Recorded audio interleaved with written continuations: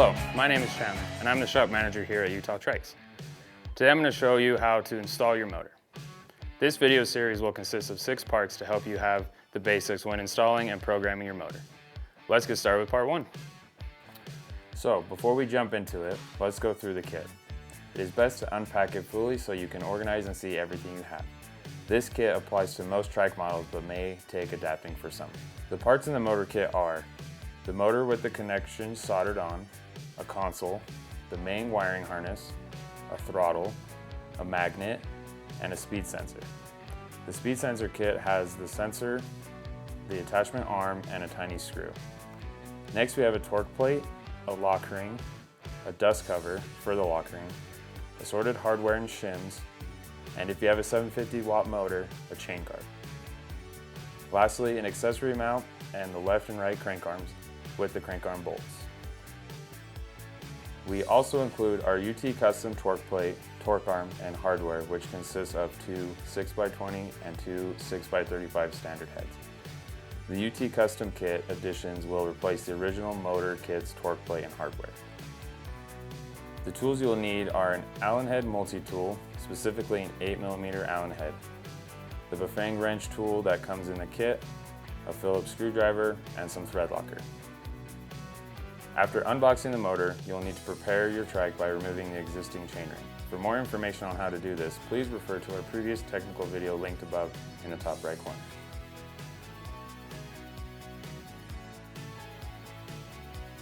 To begin, you will take your motor and install it. The big disc part will be where the chainring is going to go later. This will be the drive side of the trike.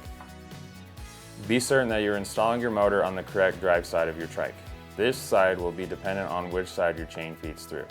You will just slide the bar into the bottom bracket like so. Place the torque plate on top and line it up with the 2 mounting holes on the motor. Then take the big lock nut and notice the arrow. Screw it on with the direction of the arrow in place. Get it hand tight so it is still loose enough to get the bolts below through. Take your 2 6x20mm and screw them into the mounting holes. This will attach the torque plate to the motor. It is important to note that you should put blue Loctite on these bolts, but not the big nut above it. It will never come off if you take your torque arm. We have a couple different types depending on your trike. The version we are using today is most compatible with any rounded boom like Trike, Ice, and the CXS. HP and AZUB have their own specific one. Line it up with the boom and match the holes on the torque arm. Take the longer bolts and thread them through.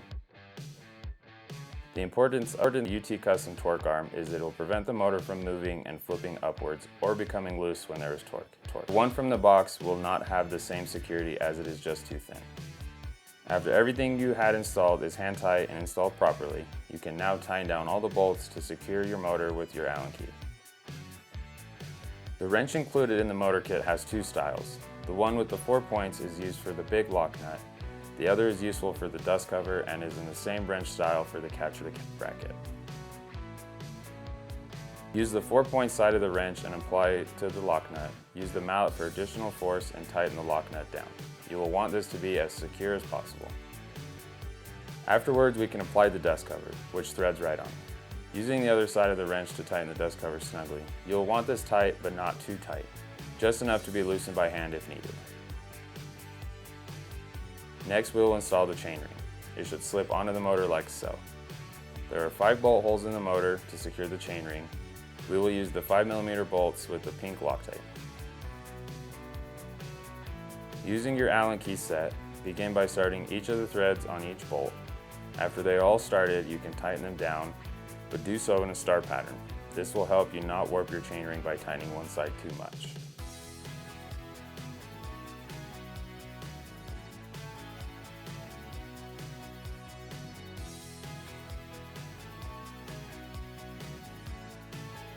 If you have a chain guard, there are holes in the chainring that the guard will attach to.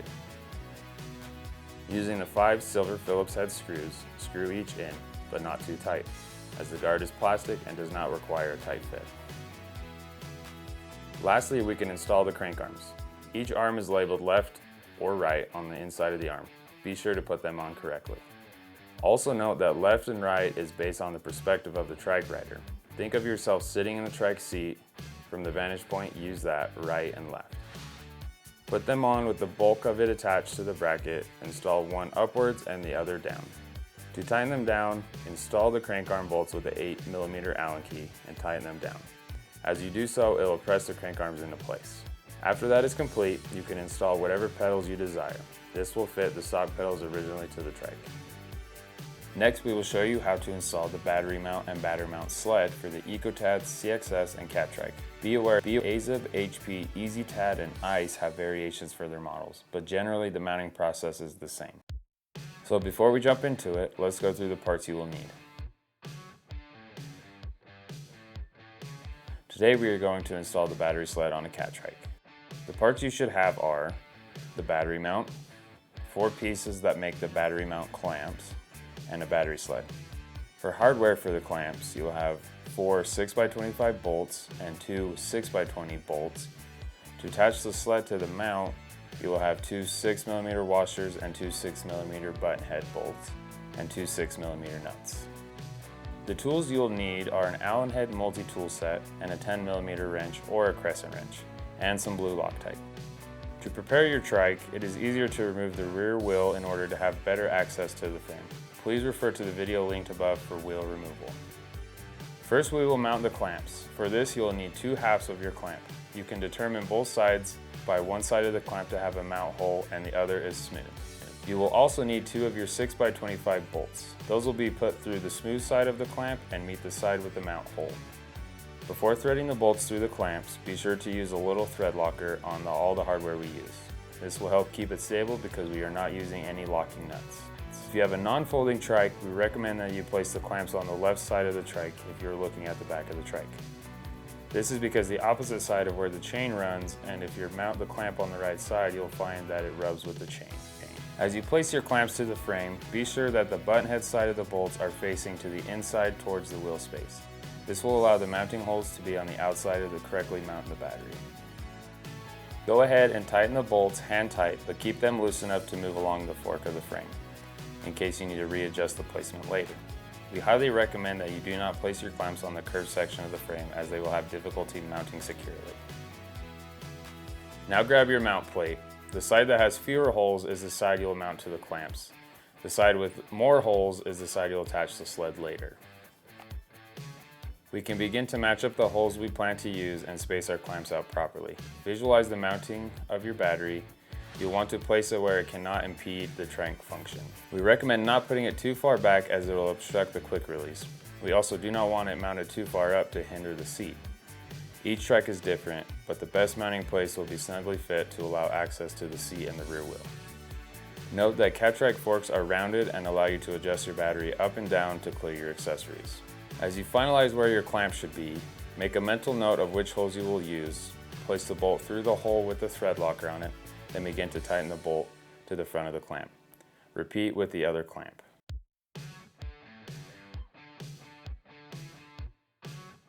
Note that when you tighten down the clamps, it will leave an indentation on your trike paint. This is more noticeable on bright colors. Definitely be sure you like where you place your clamps. Now after looking over everything and you are settled with the placement, we can tighten everything down. Start with the mount plate bolts, then tighten down the clamps. Be sure that your clamp does not move into the bed of the trike fork as you tighten it down. At this stage, we have the mount installed. Next, we will attach our battery. On the underside of the battery, there are terminals that match the ones on the top of the sled. The notches of the battery mount are meant to slide together. To attach the battery to its sled, simply place the battery atop the sled, matching the terminals together, then slide it into the notches. This will help you place the battery into the sled as it can only be attached one way. Take the attached battery and sled to your mount plate and visualize its placements. We do not want the battery to be too far forward towards the seat or too far back by the wheel's quick release.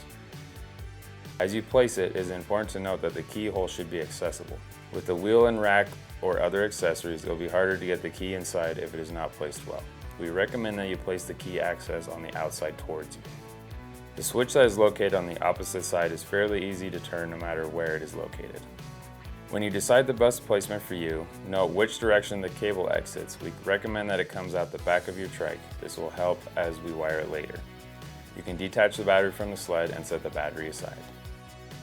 Using the sled, the slotted holes in the sled will match up with the holes in the mounting plate.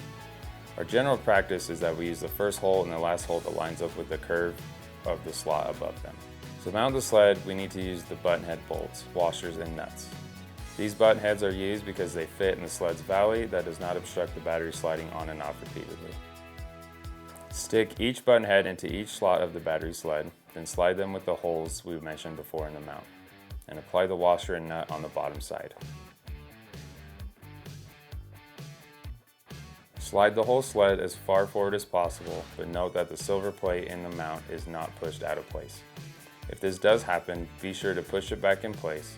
It should be flush on the terminal side with the wall of the sled. This is because if it is not flush, the battery will not drop into place and slide forward. Lastly, you can tighten down your sled to the mount point with your Allen key and wrench below holding the nut. Afterwards, you should be able to set the battery down and slide it into place. Be sure to lock your battery. The locking mechanism allows the pin in the bottom to drop into its corresponding hole in the sled. This adds security to your battery while riding. We also recommend that you lock your battery to protect it from being stolen. Now that the battery and sled have been mounted, we can move to step 3.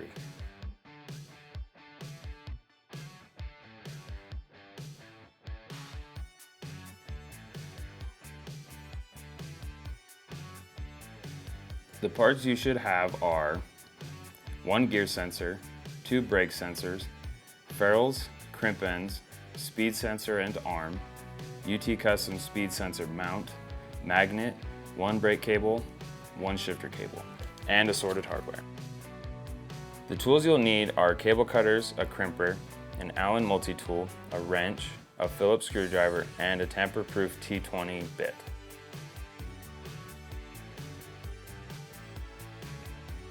Before we begin, please note that if you have a dual brake, we recommend that whichever side is the shortest cable will be the best place to install it.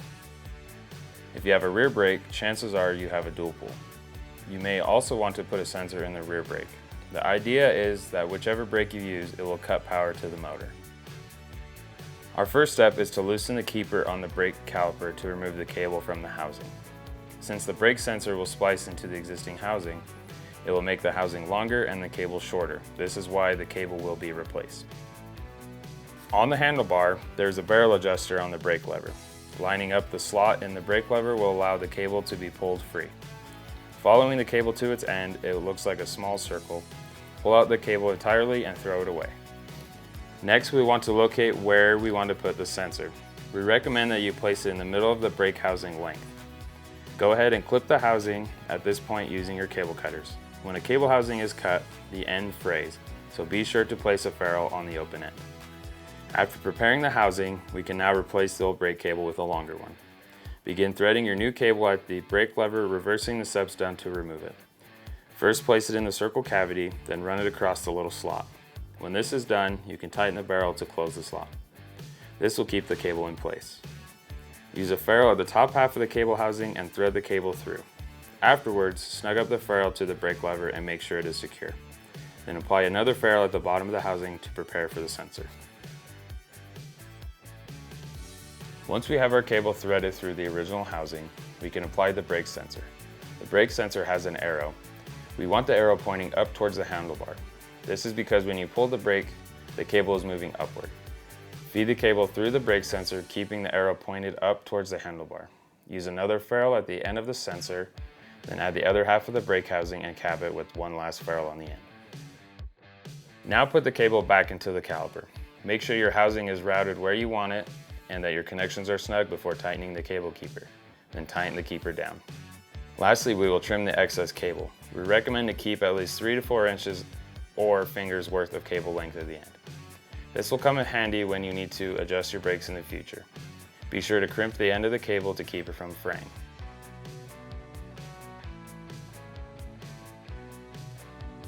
Before we start, there are 2 sensors. One is for internally geared or externally geared rides. Internal examples are the roll-off or N380. External examples would be any kind of cassette, whether it is an 8, 9, or 10 speed.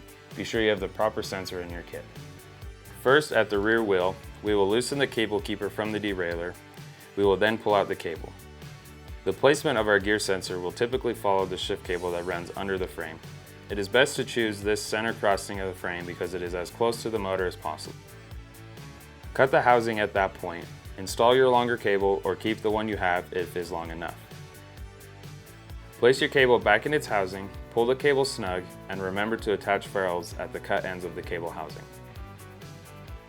Before threading our cable through the last half of the housing, we can install our gear sensor. This sensor does not have a preferred direction, so we can install it in any orientation. We recommend that the cable side is first so the sensor cable has the most length to reach the motor at the boom. Thread your cable through the sensor and into the second cable housing, adding the ferrule to the cut housing end.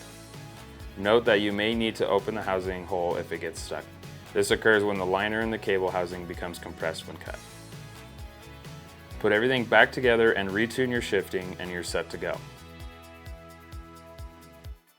The last sensor to install is the speed sensor and the sensor mount, if applicable. Most trikes, like the CXS, will use our 3D printed mount and attach it to the tie rod. You may want a longer bolt and washers for this mount because it can be thick. Other trikes like Trike, HP, Ice, and Azub come with their own. These mounts typically help the sensor to be installed to a hard part of the frame and the magnet gets installed on the wheel. These two pieces need to be able to pass by each other closely and line up. If this does not occur, it will cause an error and force the system to shut down because it cannot receive a speed reading. First, we need to loosen the tie rod on the left front wheel. We recommend this side because it is where the console is located and it keeps the wiring in the same area. This is where a longer bolt and washer may come in handy. Place the bolt through the tie rod, then the spindle. Add a washer on the top side of the mount, then add the mount under the tie rod and spindle with the longer part of the T mounting towards you to allow for more adjustment. Apply another washer to the bottom of the mount and finish off with a nut. Make sure it is tight but adjustable to settle the sensor. Trike models will come with their own sensor mounts, which can be used for the sensor. If you own any of the foreign brands such as Ice, Azub, and HP, you may need to get creative on how to mount your sensor. If you need any specific recommendations for these trikes, feel free to email us and we can help walk you through the process. The sensor comes with an arm and a small hole for the screw to set in the arm. This will allow you to mount it. The magnet part of the sensor has a little screw in it. You will need a tamper-proof T20 bit because it has a little post inside. Now we can place the magnet on the wheel. We recommend that you apply it to the spoke that is closest to the trike. This will help you get as close to the sensor as possible. Snug it up, but don't tighten it down until we find the best spot for it to pass the sensor. For the sensor, remove the backing of the small adhesive strip and mount it to the end of your T-arm. Because the tape will not hold, you can use zip ties to secure the sensor to the mount. There are little slots in the sensor to feed the zip tie through. If you want extra security, you can drill holes in the mount and use a bolt through the holes to lock it in more securely. Now, after cinching the sensor mount down, we can see how the magnet and sensor should line up. We can begin adjusting to make sure they line up and pass each other as the wheel turns. We want to be as close as possible, but careful that the magnet does not hit the sensor. You can test this by spinning the wheel.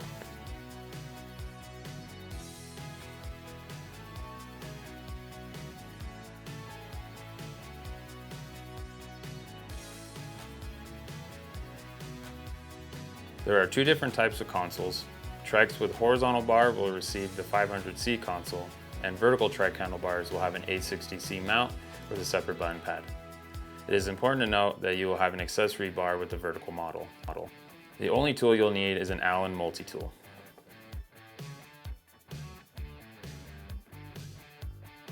To install your 860C console, you have an accessory bar, 2 pairs of shims, the throttle, a baggie of hardware including bolts and 2 small square nuts, the console display, and a button pad in your kit.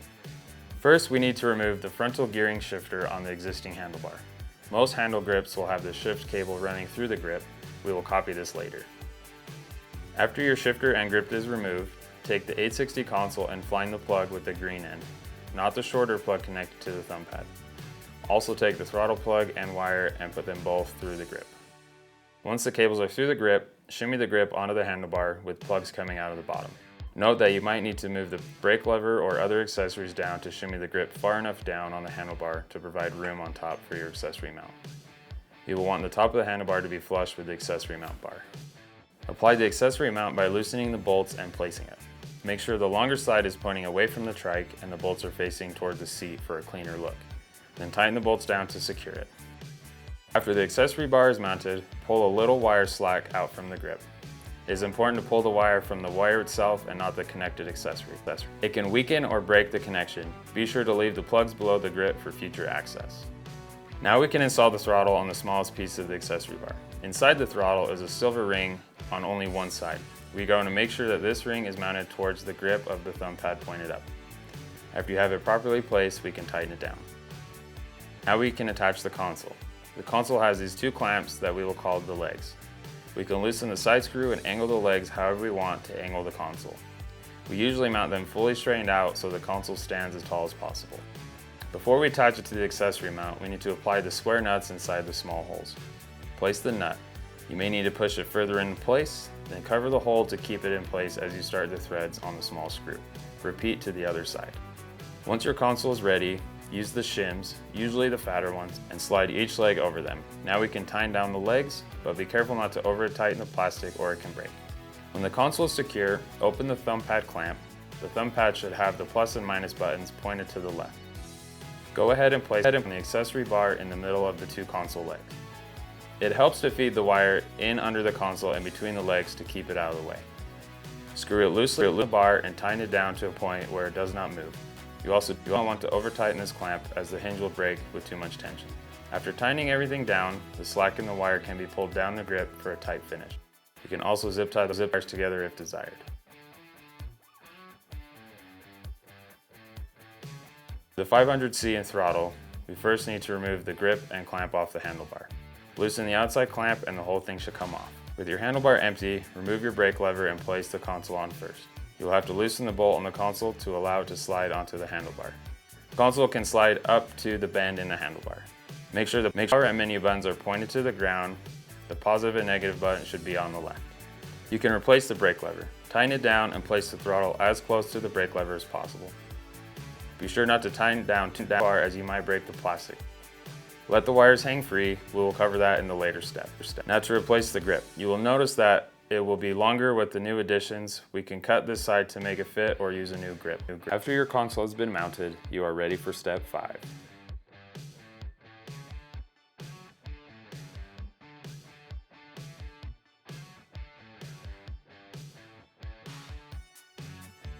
There are several types of wires and connections. This cord with multiple connections is your main harness. You'll have 2 extensions for the brake and gear sensors and the throttle. The ones with the twist-on connections are for the speed sensor. Each connection has arrows that need to meet together. Be careful as you connect them as the pins inside can get bent if connected incorrectly. This can cause further issues like shorting. The tools you'll need are some wire cutters and extra zip ties if needed. Before we begin, let's go over the motor wiring. The square yellow piece is your battery connection. The one with a twist spiral connection is your speed sensor. The bigger plug that has 8-pronged holes is the main harness. Lastly, there's a small plug with the yellow color. This is your gear sensor. The first thing we want to do is connect our gear sensor to the corresponding yellow plug.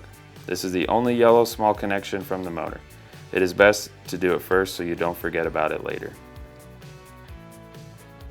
As we continue, make note of where your wiring will mainly feed through. We recommend that you route the wires to wherever gives it a cleanest look. Some trikes will have an open frame loop or dip that we have found to be the best place for wiring. It is best to make sure your wires remain on top of the frame rather than under so you can access them more easily in the future. After the gear sensor is connected, we can move on to the speed sensor. For this part, you'll need at least 2 speed sensor extensions. We include both in the kit. However, if you need more to reach the back of your trike, you might need to purchase some additional extensions. These extensions plug into each other with the corresponding male and female sides. After you connect them, you can thread the cap on. When your extensions are connected, you can connect one end of the speed sensor wire from the motor. After they're connected, route the wire on top of the frame in your desired spot. Take the last plug connection and connect it to the speed sensor on the mount on the tie rod. After the speed sensor is connected, we can connect the main wiring harness. Match the large 8-pronged plug from the motor to its equivalent. Line up the arrows and carefully press together. This wiring harness has 1 green plug for the console. The plug from the console should be the same color. The male yellow plug is for the throttle, and the 2 female yellow plugs are for the brake sensors. Routing the wires along the same line, plug in your green console wires together. Then plug in the throttle with the yellow male plug from the harness.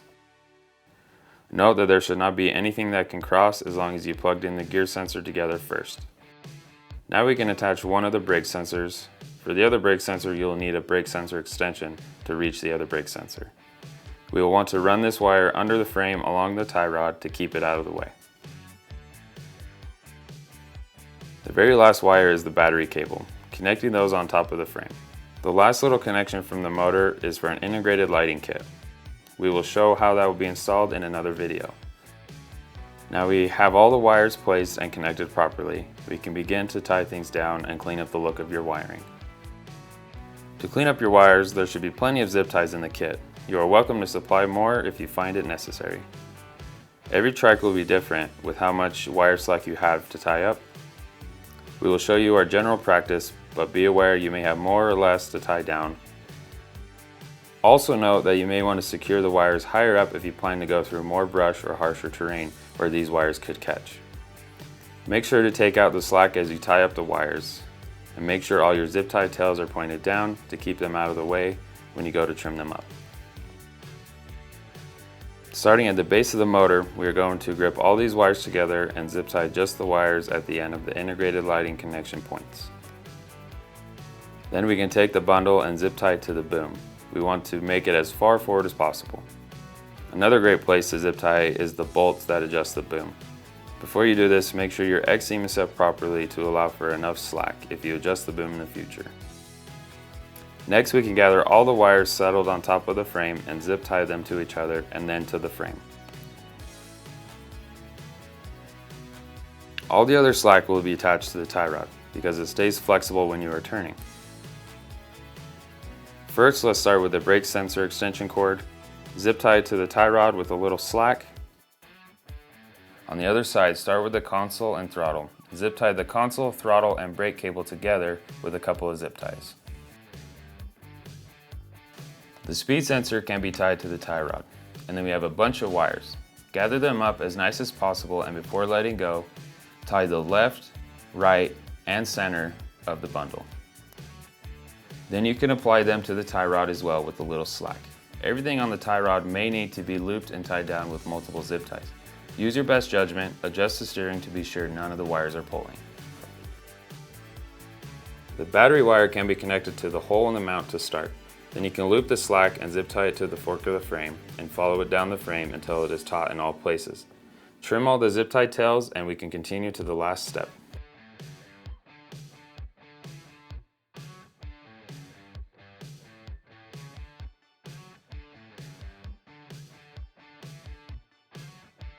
To install your battery, line up the 4 terminals and set the battery in and slide it into place. Make sure you lock your battery before you ride.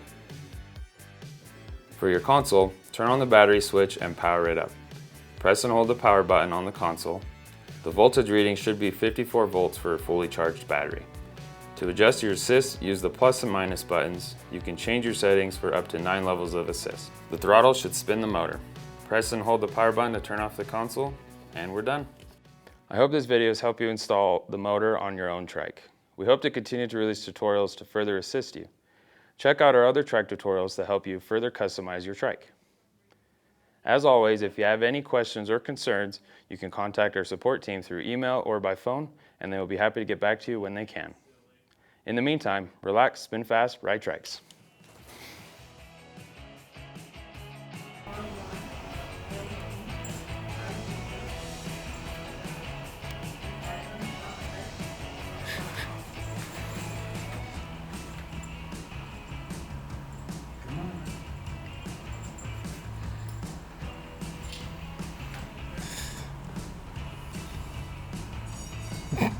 Yes, I know I didn't tie that last one. Here it is.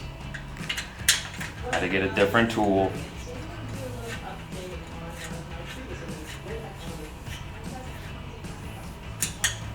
Don't at me, bro. Get it?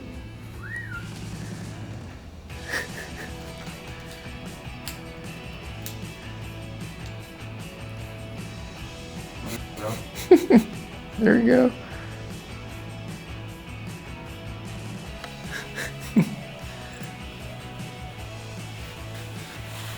Oh, yes. Got it.